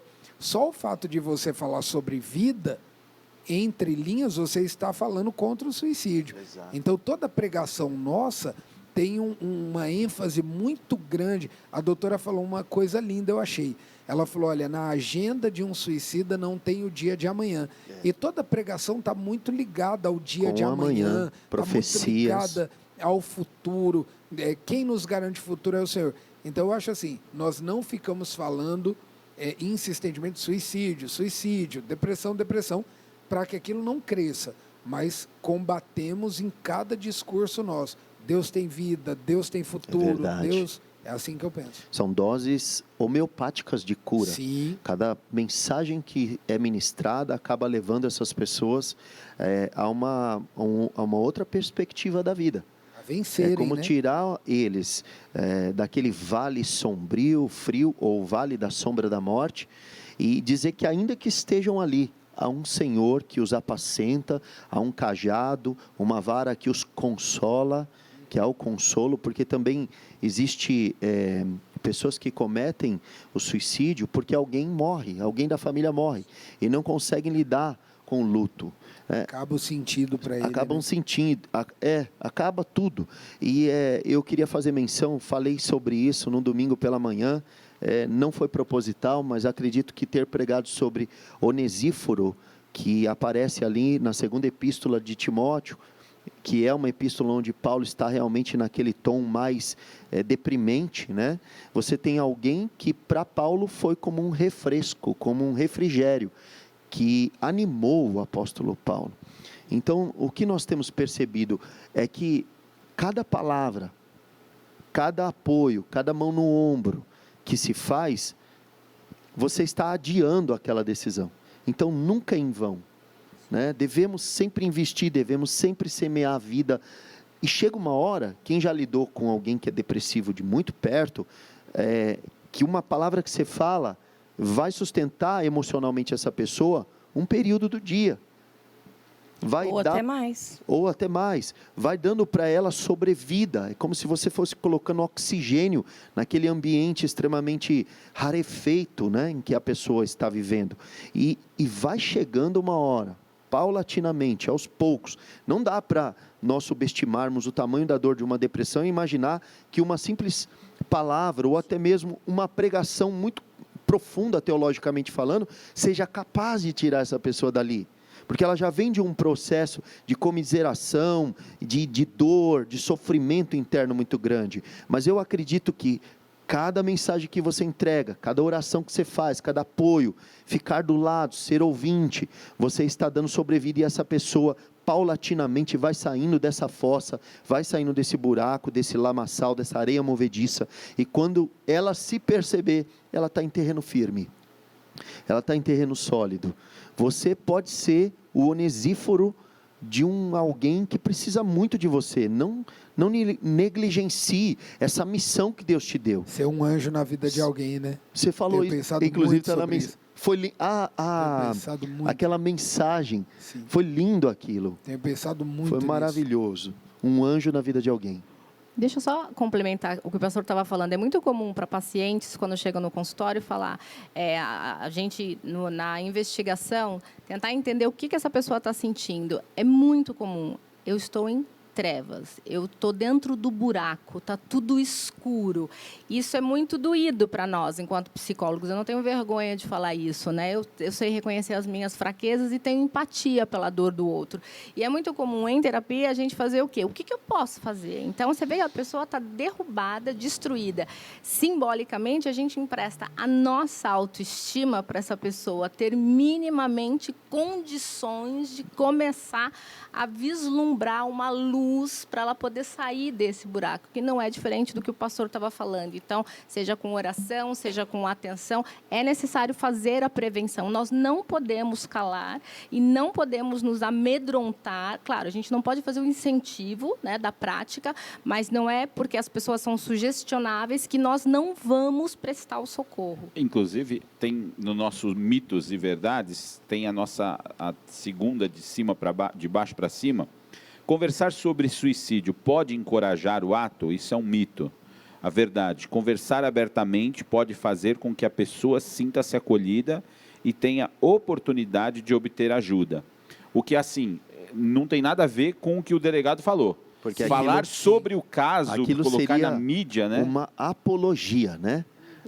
Ao suicídio. Um encorajamento. Isso né? não se pode fazer, mas falar sobre o suicídio enquanto prevenção, né? Conversar abertamente com a pessoa. A gente não vai falar sobre o suicídio, a gente vai falar sobre a vida. Sobre a vida. O quanto a vida dessa pessoa é importante. Exato. Sobre o Hoje preço, né, do Exato. suicídio. Hoje nós temos a inversão total nas redes sociais, na internet, porque existe uma apologia, inclusive, né? Eu vou fazer esse breve parêntese. Na questão do bullying, hoje é muito praticado por crianças e adolescentes, essa agressão, essa violência, onde você incita o outro a praticar a automutilação e até chegar a cometer um ato suicida. É muito sério. Então, a gente precisa falar da vida. Quando falamos de adolescentes, crianças e até alguns jovens, eu acredito que essa questão está muito relacionada com a inconsequência.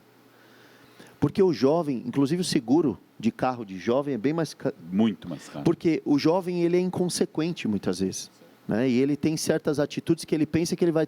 É que nem um videogame, ele tem mais 10 vidas lá para gastar. Mas é gostoso, né? Ser jovem. Meu Deus. Eu queria pagar mais caro no seguro. Jovem, o meu está ficando muito barato, meu Deus do céu.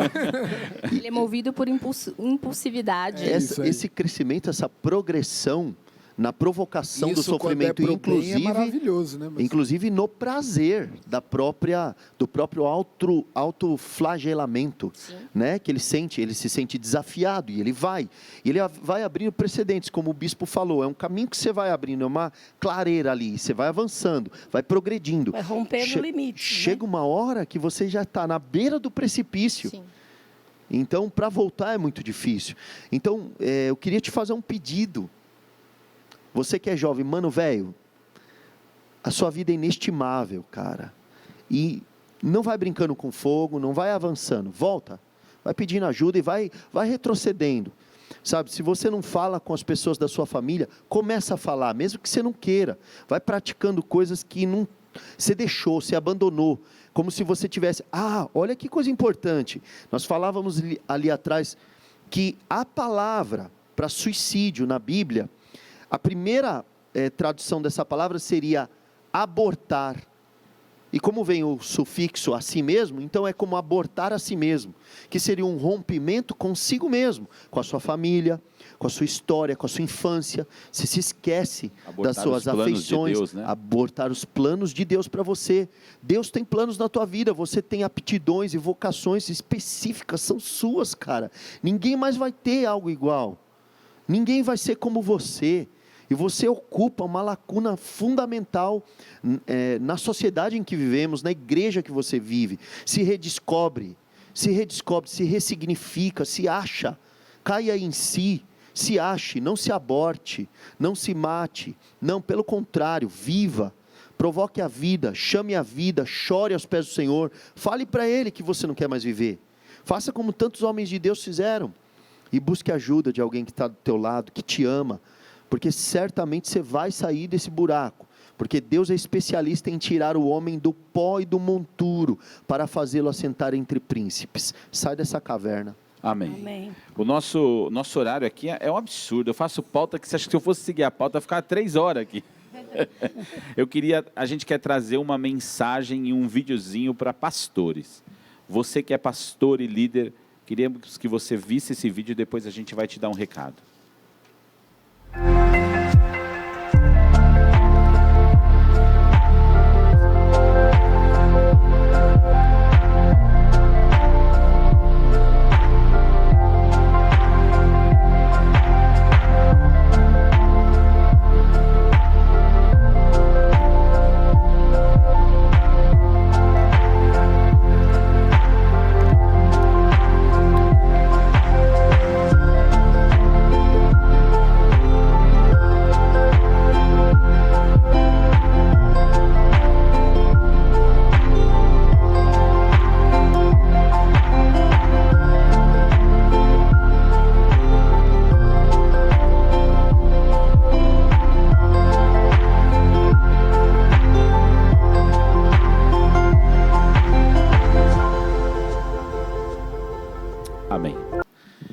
quero, antes de passar para os pastores, eu quero falar para você sobre o posicionamento que você deve ter a respeito do seu pastor. Isso é para você que é ovelha. Sabe, às vezes a gente vê no pastor, acho que um de vocês disse que vê um super-herói no pastor. Só que não é. Ele é um homem também, com um monte de problema na vida dele, um monte de problema na casa dele, um monte de problema no dia a dia dele. E você, às vezes, entrega para ele alguma coisa que você acha que ele tem obrigação de resolver. Você já experimentou mandar uma caixa de bombom para ele? Já experimentou mandar uma mensagem dizendo, olha, precisa de alguma coisa? Sabe, isso é uma prática que você tem que ter, igreja. É uma prática que você tem que ter, porque muitas vezes a gente não consegue perceber isso, e eu mesmo só estou falando isso agora porque a gente está citando sobre isso. E aí eu queria que vocês falassem, dessem uma recomendação para pastores. Eu já quero dar uma antes de qualquer coisa. Pastor, viaje. Oba. Viaje, pastor, tira férias. Não fica com esse negócio de, mas eu não posso, você vai morrer, vai ficar tudo aqui. Não estou dizendo também que você tem que viajar cada 15 dias, no domingo para a praia. Pode ser também. Não, no domingo para a praia não. Tudo bem. Mas assim, tenha um tempo para você. Eu já falei para o pastor Rafael algumas vezes, falei para ele, pastor, você tem que tirar um dia da semana para você. Você tem que tirar um dia. Viaje, pastor. E aí vocês falem para os pastores, por favor. Eu acho que nessa onda tão triste de suicídio pastoral e de tantos... Eu vi uma pesquisa que diz que aponta a profissão de pastor como uma das mais estressantes no mundo. Verdade, ela só está atrás da de juiz. Olha que loucura, porque você acaba retendo muito problema. A gente atende o dia todo, as obrigações e preocupações que são espirituais, porque é uma loucura. Por exemplo, você vai preparar o culto de amanhã, o culto de domingo, diferente de qualquer outra profissão ou trabalho, você depende de algo do céu, então você está conectado ao céu, é meio maluco de ver. E aí me perguntaram nessa onda toda, bispo, qual é o teu cuidado para que você não seja uma vítima do suicídio também? E foi forte aquela pergunta para mim, e eu respondi o seguinte, aquilo que eu acredito, eu acho que o que nos livra de um suicídio, como um pastor eu estou dizendo, é nunca se permitir ser um personagem. Seja verdadeiro, seja homem como qualquer outro sabe? Não tenha vergonha de falar das tuas emoções, das tuas fraquezas. Jesus chorou. Então, se você lê a Bíblia, então eu acho que às vezes, por exemplo, eu já tive caso, na última mudança que a gente fez, por exemplo, de chegar e olhar para a dimensão do que a coisa estava tomando, e eu falar em reunião de pastores, nós falamos, meu Deus do céu, acho que a gente não vai dar conta, e alguém dizer, não, bispo, em nome de Jesus tenha fé. Eu falei, cara, eu não tenho. Então, assim, acho que você se permitir ser de verdade te blinda contra isso também, porque se ali naquela hora fala, não, em nome de Jesus, eu sou cheio de fé. Por exemplo, no livro da Geisa, que a gente comentou aqui, o Riso de Geisa, ela foi muito criticada por alguns pastores que mandaram críticas do livro dizendo o seguinte, como é que pode uma pastora dizer que não acreditava? Mas nesses 13 anos teve dia que a gente não acreditou. E eu não tenho nenhuma vergonha de falar isso. Então, mas você não é um pastor, você tem que ser cheio de fé. Mas teve muitos dias, em muitas situações da minha vida, inclusive amanhã eu vou falar um pouco disso, dias que eu não acreditei. Então, eu acho que se você se permite ser um pouco mais verdadeiro, isso meio que te blinda, sabe? Porque eu tenho uma pressão a menos.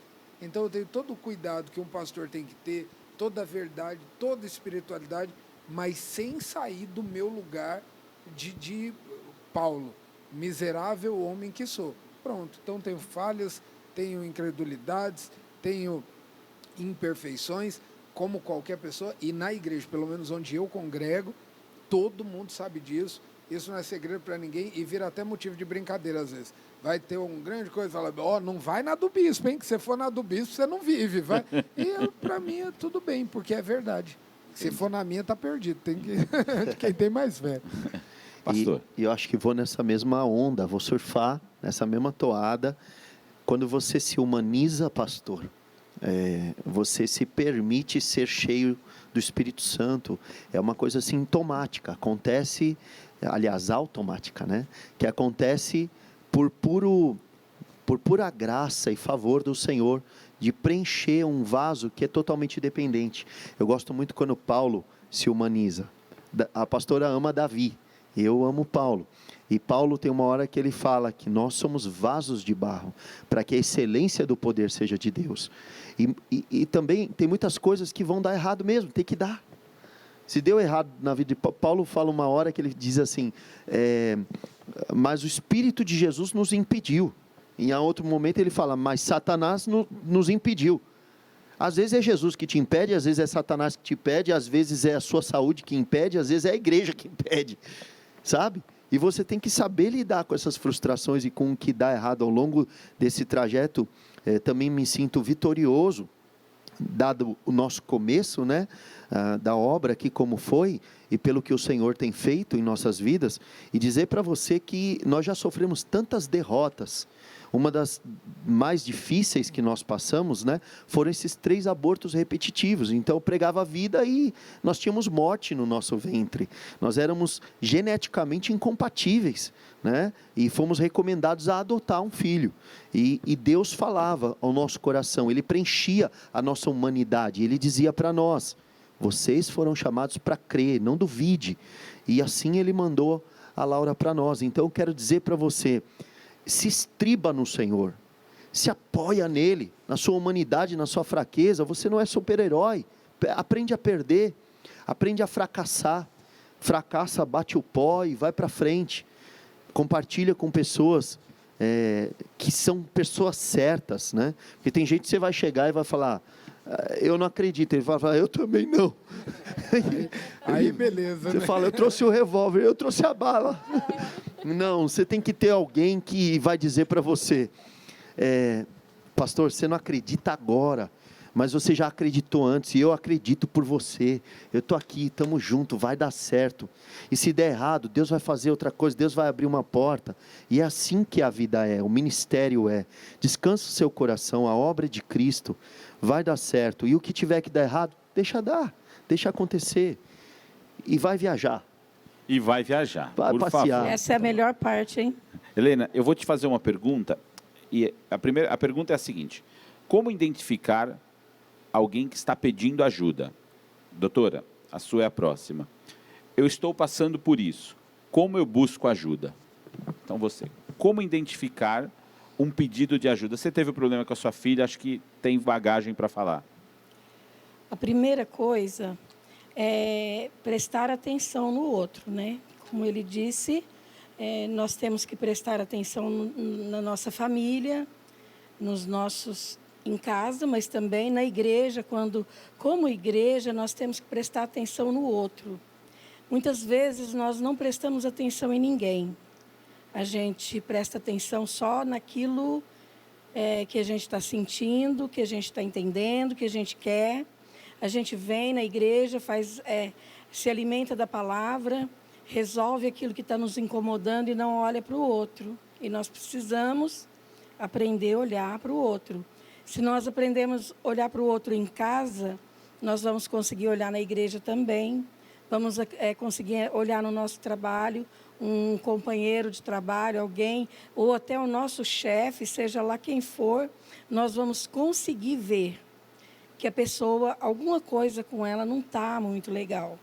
A segunda coisa é quando a gente percebe, dentro de casa, a gente não entrar naquela situação de negatividade. Porque é a primeira reação que a gente tem. É a gente falar, não, na minha casa não, isso não. Eu sou uma serva do Senhor, eu oro dia e noite, noite e dia, e isso não vai acontecer na minha casa. Vai sim, por que não? Deus não vai tirar a prova, Deus não vai tirar o espinho da nossa carne. Eu como pastor, eu sou apaixonada por Paulo.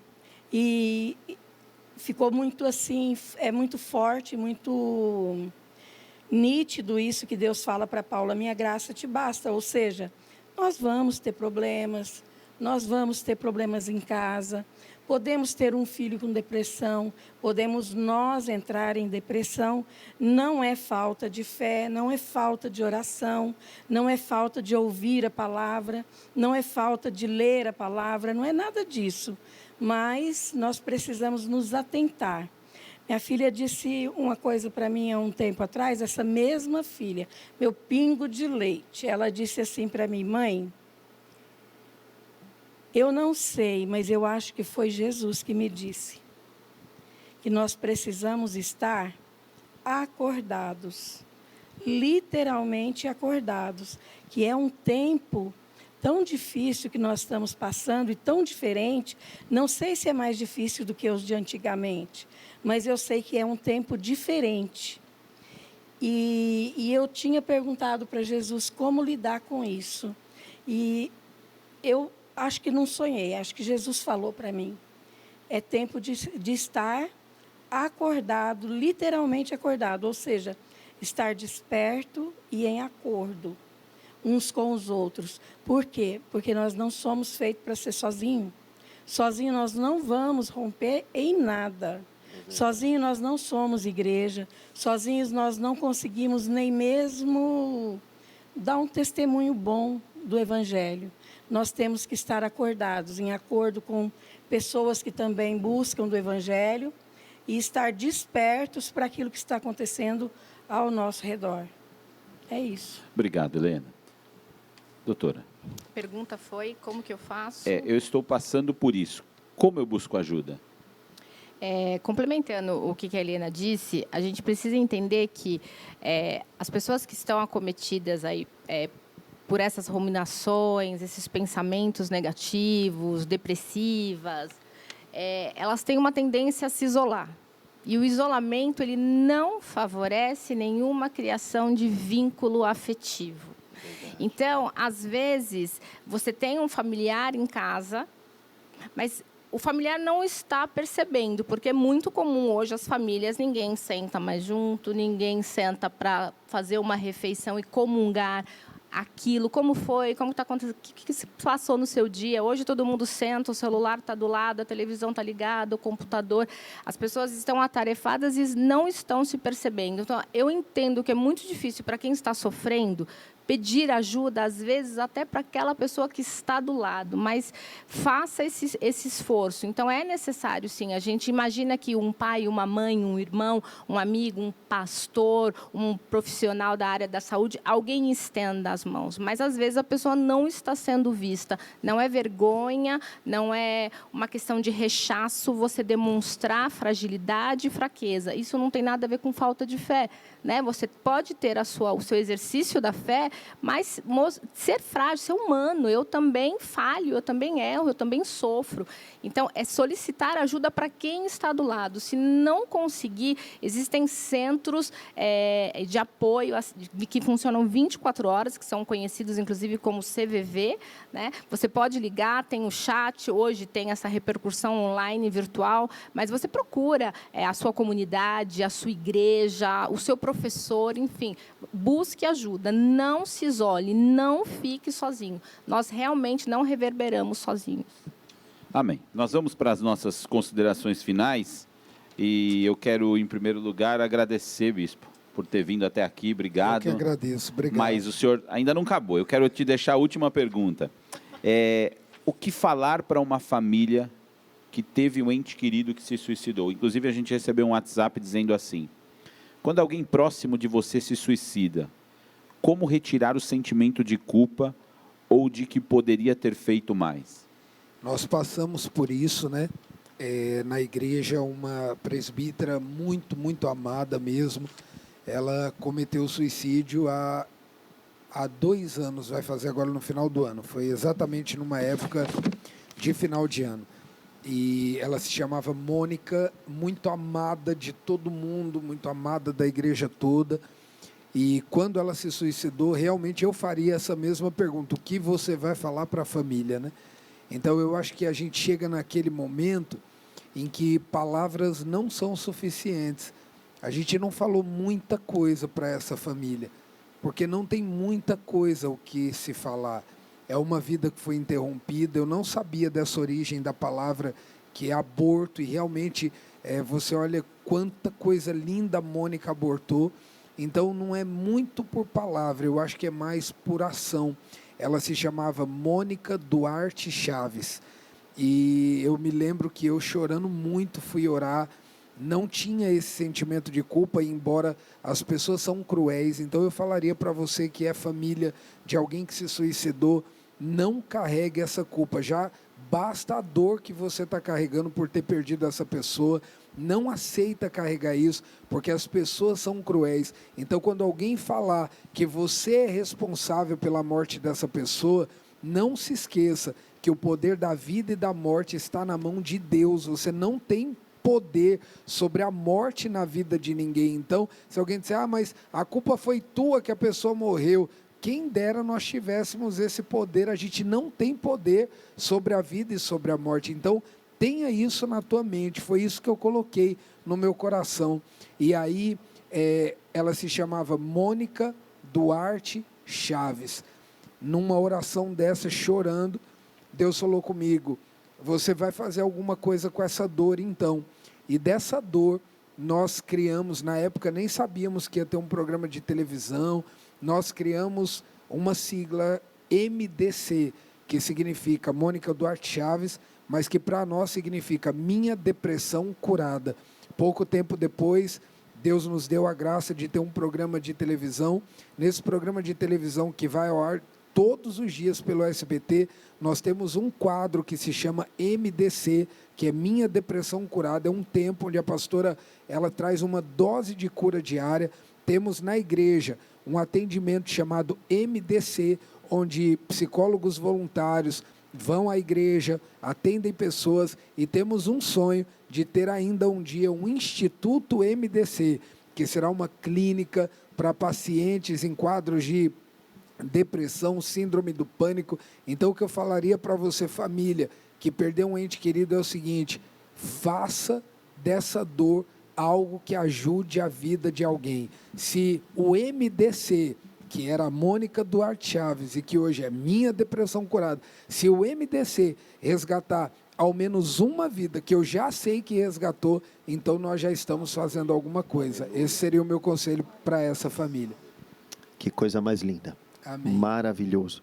É quando a gente consegue fazer a nossa dor se transformar num propósito. É isso. É a água em vinho, né? Glória a Deus. Gente, nós estamos no final do nosso programa. Não estamos nos encaminhando, já fomos encaminhados ao final do programa. E eu quero agradecer primeiramente a toda a equipe que está no backstage aí, trabalhando, cinegrafistas, o pessoal, você que compartilhou, que cooperou para que essa live chegasse em alguém, você que sente, né, esse chamado, eu preciso dividir, porque ali tem pérolas, tem mensagens preciosas que podem curar, que podem salvar, literalmente, resgatar alguém do fundo do poço. Faça isso, seja esse missionário de Deus e promova essa live, tá bom? Quero agradecer aqui, com muito carinho, nossa querida psicóloga, doutora Vanessa. Muito obrigado, Van. Eu que agradeço a oportunidade, mais uma vez, de estar presente aqui. Eu me sinto honrada, porque eu entendo isso como uma expressão de amor da parte de uma igreja, proporcionar esse debate e essa possibilidade de amor aí para quem está assistindo. Então, muito obrigada. Glória a Deus, que bom. E quero também agradecer aqui a querida Helena, nossa querida irmã intercessora, missionária, bênção pura, polivalente. Amém, amém. Me chamou de querida de novo. Olha aí. Não tem jeito, vou ter que ficar orando 24 horas. Querida Helena, isso não é mesmo. mais Helena, é Não, querida Helena. Agora é querida Helena, então é 24 horas de oração. Amém. Todos vocês são queridos. Mas foi muito bom, eu que agradeço ter participado de tudo isso. Aprendi muito ouvindo vocês. Eu sou uma pessoa que presta muita atenção. Presto muita atenção em tudo que é falado, porque eu acho que não existe coincidência, nada por acaso, nada é em vão, nada se perde. E eu gostaria de dizer para vocês que estão em casa que ainda pode enviar essa live para muitas pessoas, muitos contatos. Tem coisas que foram ditas aqui que são preciosas. Tem famílias que a gente nem imagina passando por isso. Você que é mãe, que tem um filho que você está vendo que ele está um pouco estranho, não quer interagir com a família, não quer que você converse com ele, não quer se abrir com você, pega ele, leva, nem que seja a contragosto, para pedir socorro a um profissional capacitado, porque dá resultado sim. Eu sou testemunha viva disso, dá um resultado tremendo. Hoje minha filha é curada, é uma pessoa feliz, é um artista incrível, e eu louvo a Deus por isso. E também na parte espiritual, a gente tem que forçar um pouco, sim, porque hoje em dia os pais não contrariam mais os filhos. Não quero ir, então não leva. Não quer ir, mas você precisa, vamos. Quem está deprimido, quem está pensando em fazer essas coisas, tira um dia inteiro para pesquisar na internet como que faz. Mas não é capaz de tirar 5 minutos para falar com a mãe, com o pai. Então, por favor, preste atenção nos seus filhos, seu cônjuge, porque também não é só os filhos. Nos seus pastores, eu não tiro os olhos do meu pastor. Se eu achar que ele está meio tristinho, ai, ai, ai. Então é isso. Onesíforo, olha aí. Estou cercado de onesíforos. Quero agradecer ao nosso âncora, né? Tamo aí, pastor. Tamo nosso junto. Querido pastor, todos são queridos, tá vendo? Pastor Anderson, essa voz de locutor de rádio abençoada, poderosa, né? Voz de muitas águas. E eu quero louvar a Deus por essa oportunidade singular, tá bom? Nós vamos fazer aqui uma oração. Antes, eu quero só lembrar vocês que amanhã, eu não sei, eu acho que não tem mais vagas. Mas o que você pode fazer? Não tem, Natan? O que você fez com as vagas, Natan? Estourou. Natan, então, aumenta as vagas, Natan. Não, aí a prefeitura pega nós. Mas então, vocês sabem, estamos com capacidade reduzida por causa do distanciamento, mas nós vamos estar nos reunindo lá no Itu Plaza Hotel. E amanhã é o 4º dia da campanha dos Filhos de Deus e teremos a pregação desse homem de Deus, desse ser humano lindo e maravilhoso, tão precioso, que eu tenho aprendido a respeitar. Foi um encontro muito precioso mesmo para nós, conhecê-lo ali às margens do Lago Paranoá. Em Brasília, né? Que chique. Quem disse que não tem coisa boa em Brasília também? Olha aí, você vê? Lugar de bons encontros também, não só maus encontros, né? Então, e é isso, nós estamos aqui chegando ao final. Você que então não vai poder estar conosco, não está inscrito, acompanhe o culto pela live aí, que você vai ser muito edificado na pregação, no louvor, na oração. Deus vai te alcançar. Vamos fazer uma oração? Vamos orar pedindo ao Senhor que nos alcance nesse momento e nesses dias. Pai Celeste, Deus de grandeza, de poder e de maravilhas. O Senhor já nos disse que os dias são maus, mas o Senhor está conosco, todos os dias até a consumação dos séculos. Nós nos dispomos como vasos nas suas mãos. Se for preciso, nos quebra e nos faz de novo. Somos vasos de barro, vulneráveis, suscetíveis, para que a excelência do poder seja de Deus e não dos homens, para que possamos dizer se estamos felizes, se fomos curados, se a nossa depressão foi curada, é porque temos um Deus que sabe fazer a tristeza virar alegria, em sua presença a tristeza saltita de alegria, e que eu posso dizer que em tudo somos atribulados, mas não angustiados, perseguidos, mas não desamparados, abatidos, mas não destruídos, porque nós temos um Deus, nós temos um Senhor, que nos advertiu dizendo: entrega o seu fardo, troca comigo, pega o meu fardo, o meu jugo é leve e suave. Ó Deus poderoso, que nós não venhamos levar uma carga maior do que podemos suportar, que não venhamos levar uma carga emocional maior do que podemos aguentar, e que nas tentações que chegam a nos dar desânimo, nas lutas, nas batalhas, nas provas, o Senhor recobre o nosso ânimo, o Senhor renove o nosso ânimo e nos faça ficar de pé na sua presença. Vem nos alcançar, vem nos tirar desse lamaçal, tira da culpa, tira da frustração, tira desse abatimento, tira, Senhor, resgata essas vidas preciosas, através dessa live, através dessa pregação, através do Evangelho, através de Jesus Cristo, que salva o perdido, que dá esperança ao desesperançado.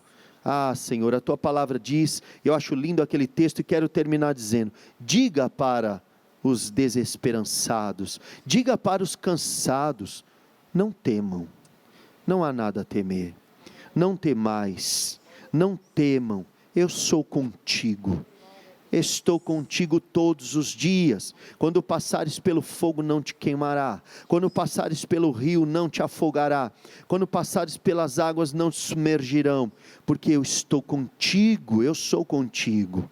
Senhor, que essa palavra repouse sobre o nosso coração, trazendo esperança, e que possamos estar acordados então, despertos e também conectados, que possamos estar numa combinação santa, numa sinfonia santa, não abortando a vida, pelo contrário, louvando a graça da vida, celebrando a graça da vida, vivendo com a nossa família a mesma graça da vida. Muito obrigado pela vida, obrigado por esse dia, obrigado pela vida maravilhosa que o Senhor nos deu, pelo ar que respiramos. Em nome de Jesus nós te damos graça, porque Tu és maravilhoso, Tu és fiel. Amém e graças a Deus. Amém, Jesus. Que Deus abençoe a sua vida. Muito obrigado pela sua audiência, tá bom? Fique sempre ligado conosco e amanhã se conecta aqui neste mesmo perfil, nesta mesma live, para estar celebrando um culto glorioso conosco. Deus abençoe a sua vida. Fique na paz do Senhor Jesus. Jesus é lindo. Tchau, tchau.